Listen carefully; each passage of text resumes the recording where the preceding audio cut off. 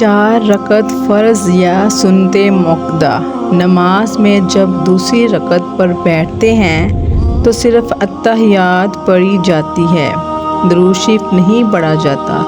امام ابو حنیفہ رحمۃ اللہ علیہ کا مسلک یہ ہے کہ اگر کوئی شخص غلطی سے دوسری رکعت کے قیدہ میں اتحیات کے ساتھ اللہم صلی علی محمد تک پڑھ لے تو اس پر سجدہ سہو واجب ہو جاتا ہے۔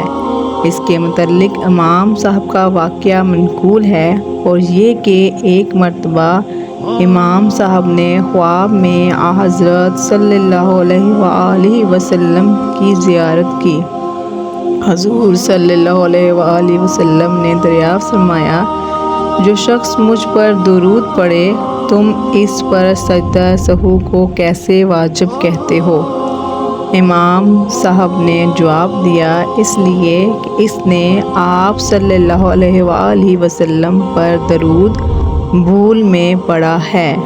حضرت صلی اللہ علیہ وآلہ وسلم نے امام صاحب کے اس جواب کو پسند فرمایا۔